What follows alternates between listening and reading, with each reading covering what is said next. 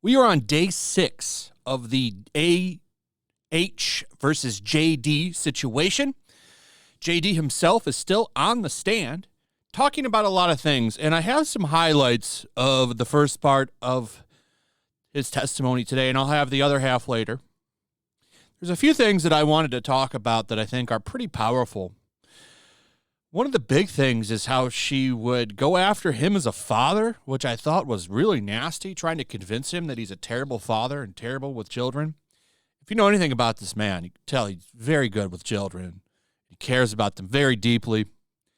One of the things that I like about him is how he rolls around to children's hospitals dressed as Captain Jack Sparrow, looking for no media coverage on it. Just does it because he wants to make them happy. I always enjoy it when I read stories about people that do that stuff. But I want you to listen to this. I got a couple, including one where she talks about how she would try to self-harm if he were going to leave and she was going to end it all, which is a sign of a real crazy abuser.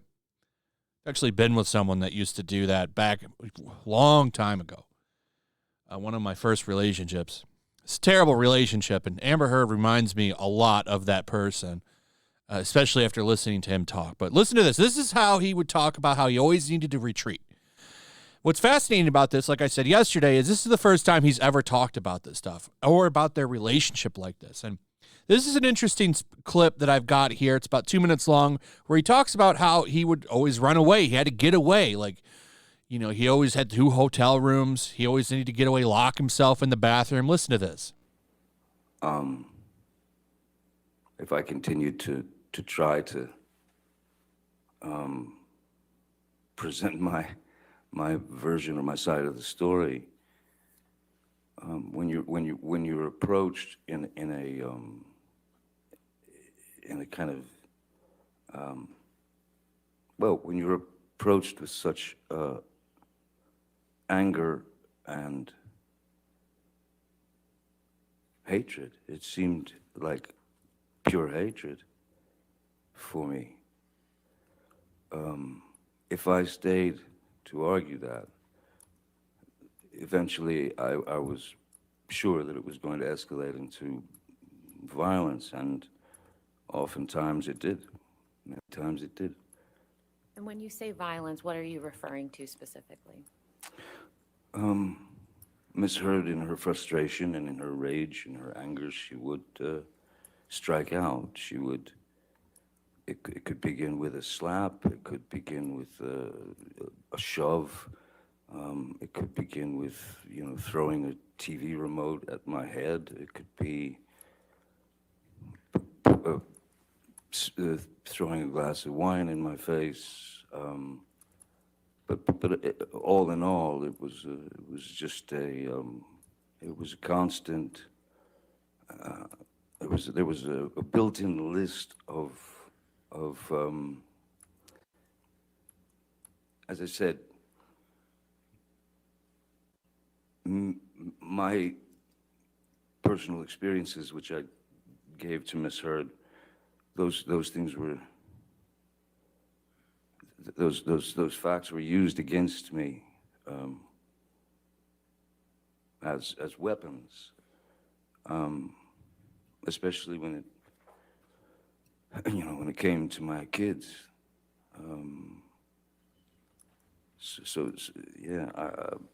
I did.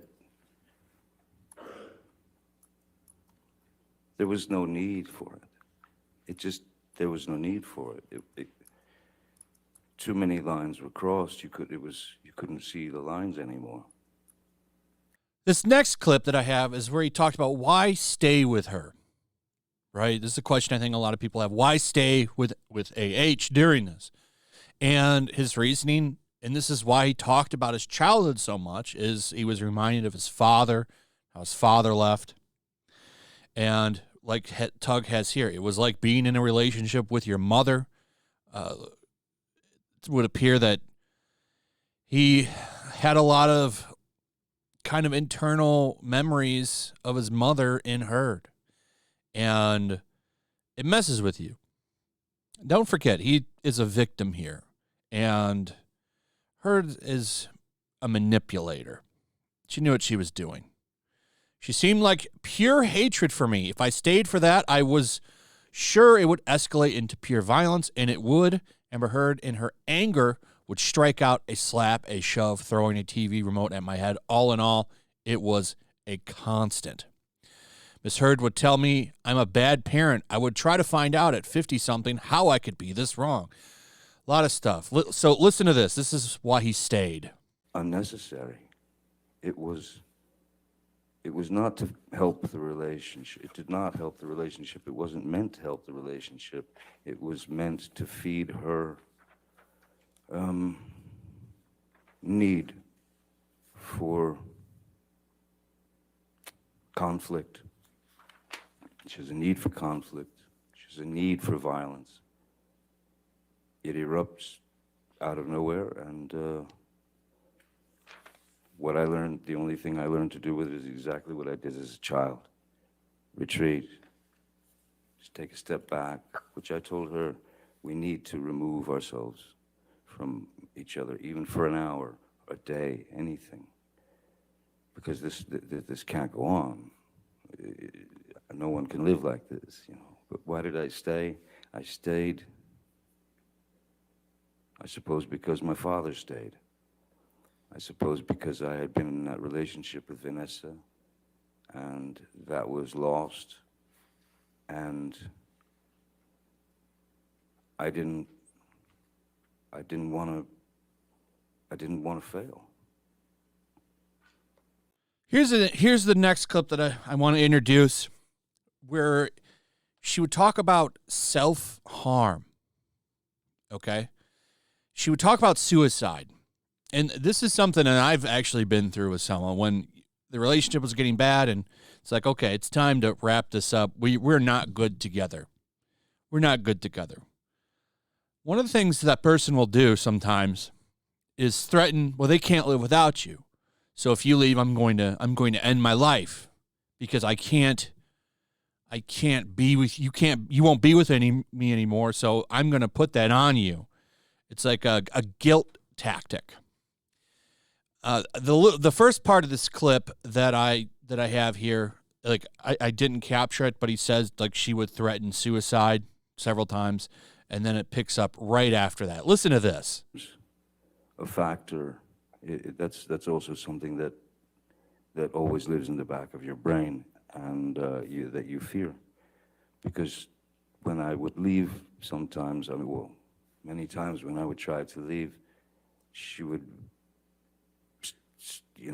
stop me at the elevator with the security guards, crying, screaming, I can't live without you. I'm gonna die.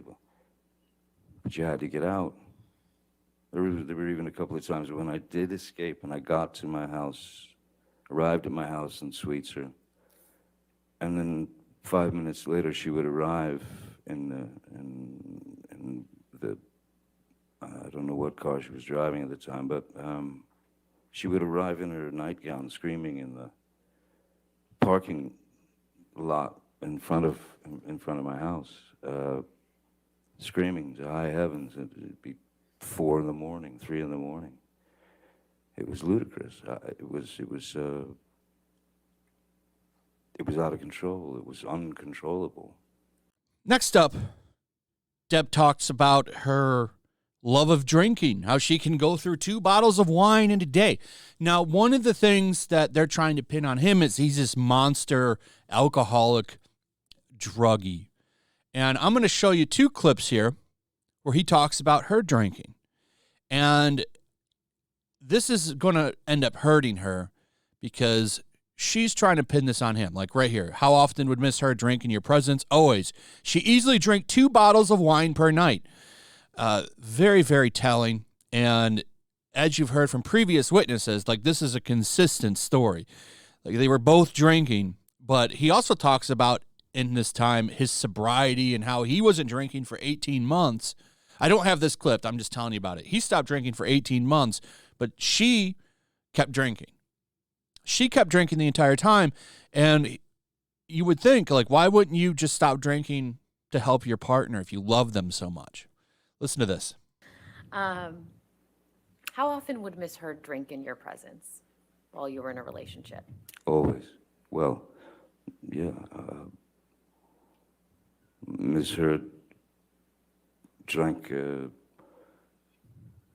She took a shine to a very nice Spanish wine called Vega Sicilia. She and all her friends did.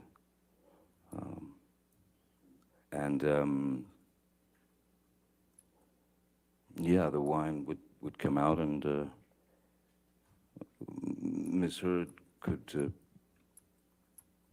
very easily drink 2 bottles of wine per night.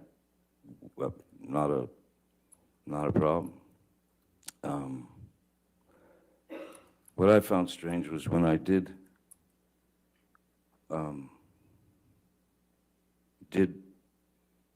get sober from the I was off the opiates that I had been addicted to prior to a year or so before, a couple of years before. She asked me if I would stop drinking to save the relationship, of course. And I stopped drinking. And I always found it odd that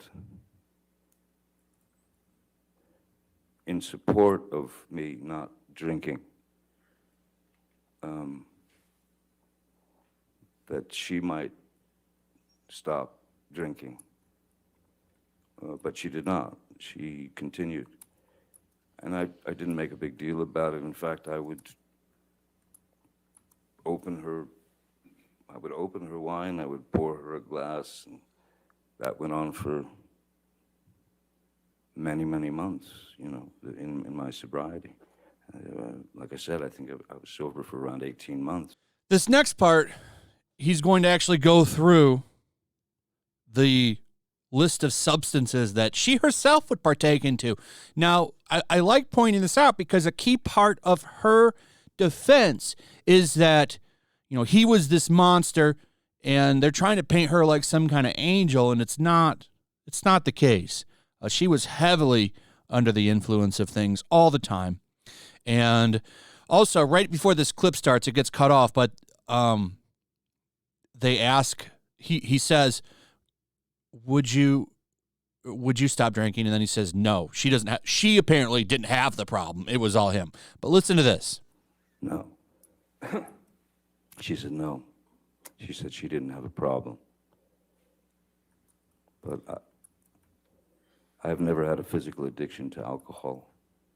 I don't. How often have you seen Miss Heard use other illicit drugs in your presence? Several times.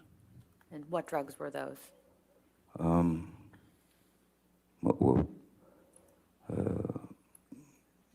She was always quite fond of MDMA, which is ecstasy, and mushrooms,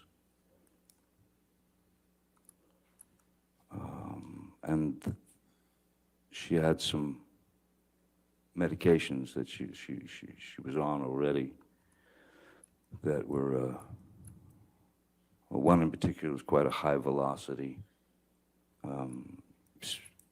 speed, if you will, called, I don't know if I can say the name. Am I allowed to say the name? It doesn't matter. That's not necessary. How often did you see Miss Heard take MDMA?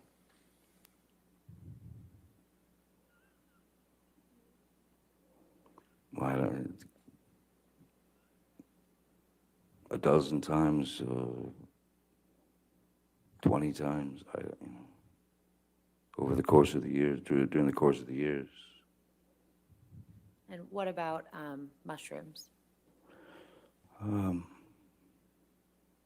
Mushrooms a little less. Mushrooms probably 6, 7 times. And then finally, the last clip that I want to highlight is where he says, I never struck AH. I never did that. And I really don't think that he would. I really don't. as much as they want to push this. He doesn't strike me as someone that would do that. She does. There's a consistent list of people that have talked about her behavior and stuff. And the more I hear, like I've been with someone like her, like I said, a long time ago. She really fits that narrative. And there's men and women that fit this kind of description. There are. It's not just women that are like this. The reason that I think it's important, though, for this case is men get a really bad rap, and I like seeing this, you know, okay, let's just, like, she's not someone that she's not someone that should be believed. And she definitely shouldn't be the face of domestic violence against women. She shouldn't. She's a con artist. Struck a woman in my life. I'm certainly not going to strike a woman if she decides to make fun of a tattoo that I have on my body. That's like going into someone's journal and picking out things you don't like. She had made mention, there was no incident of argument when the tattoo thing had been brought up many times, and I mean, there's really nothing I can do. I've always thought of my body as a journal, if you will. Now, that clip's context is one of the 15 incidents that they're going to bring up, and I'm going to try to get some of these, but I can't go over all of them. This is why you should watch the stream. You should go back and watch this for yourself. One of the instances that she's saying that he slapped her is when she made fun of a tattoo on his body, and I think that's ridiculous. It's one of 15 times that she says this has happened, and clearly I don't see it, and I think many of you don't either, which is why, like, he has been uncanceled. As much as some outlets want to try to still push that she's the true victim here, like the New York Post, who put an article out today saying that he's sunk to a new low, which I'm going to talk about probably tomorrow probably tomorrow or Friday. I'm going to rip that apart. So far, you know, he's really putting himself out there, and this probably will go on for the rest of the day and maybe even to tomorrow. I don't know when Cross is going to be. That's going to be something, especially if they have that really mean lawyer, the grandma lawyer, come out and attack him. But so far, Johnny doing good and really telling his story. So I'm looking forward to hearing more. Let me know what you guys think. I'll have more coverage later. Also, if you would please like, subscribe, definitely share the video. Remember, mainstream dominates YouTube on this, so sharing videos does help a lot. Make sure you like, subscribe, hit that notification bell, and I'll see you guys on the next one. Peace. Also, if you want to help support the channel, check out my Teespring store. There's a link in the description. You can find some merchandise in there that you might want to check out. Also, make sure to follow me over on Twitch. I do watch parties, play video games over there. They're always fun. Follow me over there and come hang out. Also, make sure you subscribe to YellowFlash, my other channel. There's a link to that in the description as well. I do a lot of live streams over there that I don't do on this channel. Usually smaller and a little bit more personal. So make sure you follow me over there and sign up.